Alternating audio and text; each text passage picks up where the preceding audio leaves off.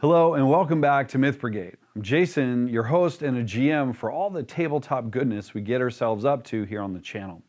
Today's video is a second installment in our table tips series, which is all about adding texture to your tabletop RPG campaign. This is meant as a source of inspiration for DMs, GMs, keepers, referees, administrators, officiators, and players alike. Before we jump in, please tap subscribe to help us grow the channel. We're steadily slicing through the drooling mobs on a quest to infiltrate the arcane YouTube algorithm, and only you can help us get there. Poke the bell to stay up to date with RPG and product reviews, our Rules Bite series, live campaign streams, and all that kind of nerdy stuff.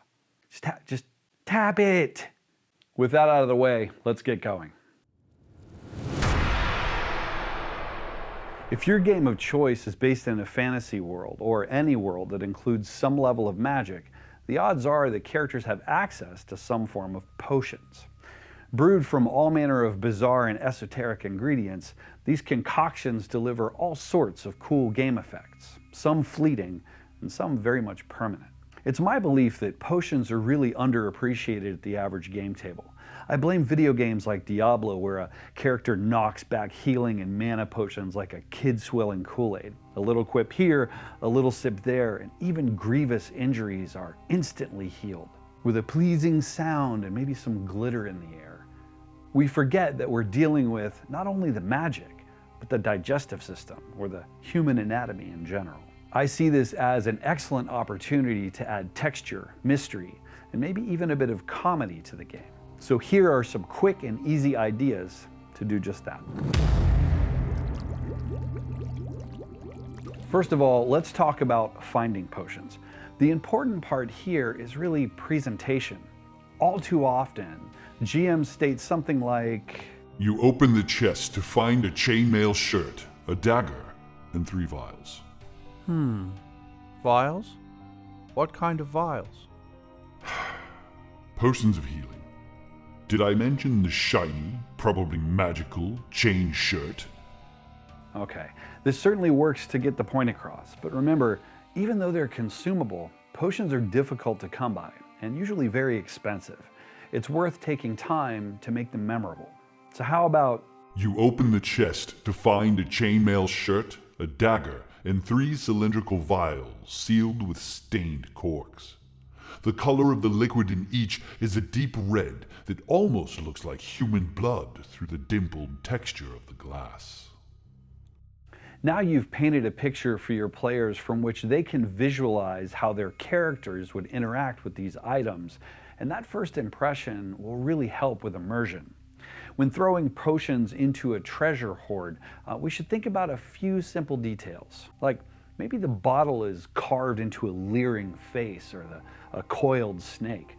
In some regions, or maybe for select brews, maybe the alchemists fashion vessels from polished wood, stone, metal, or even bone. In a more modern setting, such as 1920s Call of Cthulhu, the Weird West of Savage Worlds, maybe it's a mason jar or an old tonic bottle. The point here is to make sure to illustrate that this little dose of enchantment is special, or at least memorable from the moment the character sees it. More times than I can remember, my character has gulped a potion, immediately felt the effects, and then plunged headlong into a fever-pitched battle, sometimes at a magically hasted 30 miles per hour. This works for a certain style of play, but there's always room to shake things up a little bit. You can reach another layer of detail by adding some specific guidelines on how the dose must be taken. I've found prescriptions and drug commercials to be fantastic sources of inspiration for this.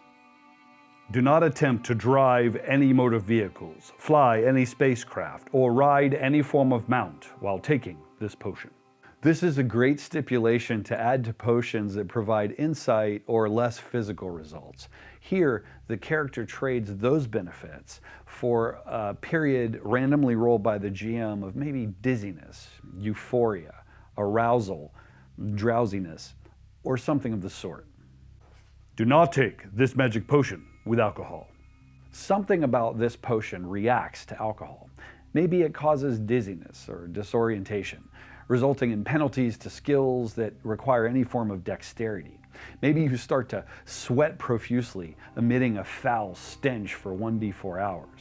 Maybe you projectile vomit black liquid with the pressure of a fire hose. Whatever it is, better not wash this one down with your favorite ale. Always consume a full meal before imbibing this potion.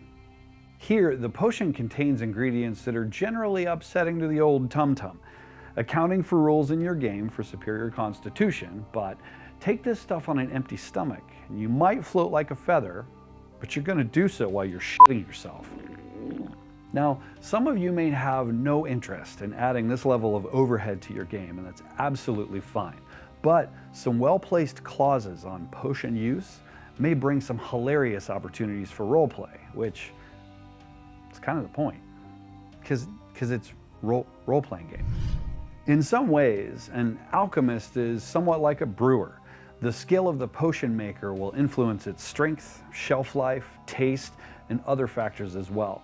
What if Boris Egburn's healing potions are so well made that they actually give you an additional healing effect? Maybe Laurel Winholm adds a special ingredient to her mana potions that gives you a little extra pep.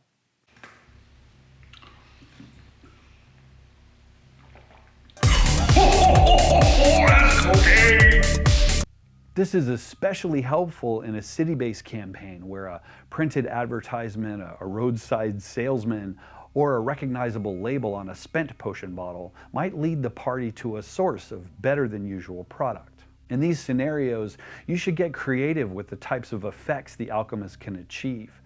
Maybe those special healing potions are so good that the party is even willing to risk life and limb to get them. Remember making that papier-mâché volcano as a kid? How about popping a couple of Mentos into that 2-liter bottle of Diet Coke? You know, in your mom's living room? Sometimes players imbibe multiple potions with little regard for how they may interact. If your game system provides rules for mixing potions, use them. If it doesn't, make a random table or two of your own. Set a cooldown period based on the strength of the potion taken first. So, for a minor healing potion, maybe it's 1d4, or for a potion of giant strength, maybe it's 1d10.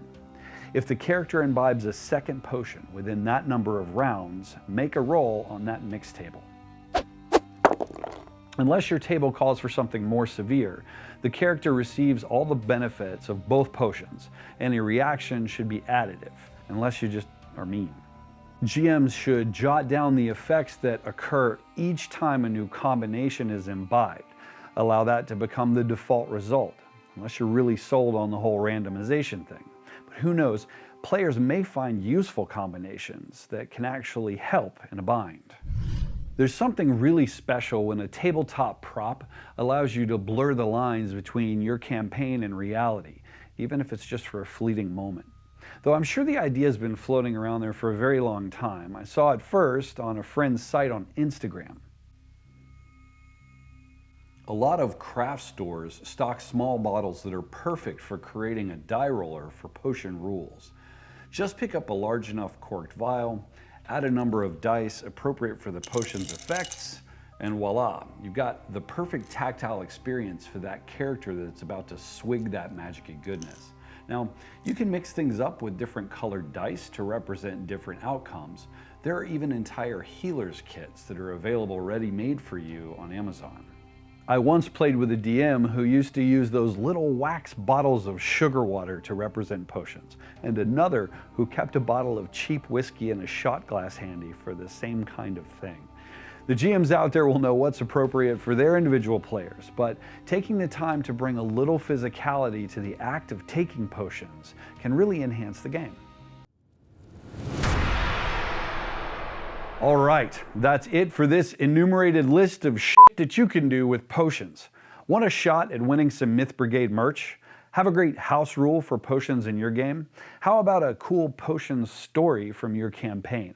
Please tell us all about it in the comments below, and we will pick one lucky winner to receive some Myth Brigade stuff. Once again, don't forget to give us a like and subscribe to the channel. These are the life's blood of Myth Brigade. As always, we thank you so much for checking out our content. We will see you next time, but until then,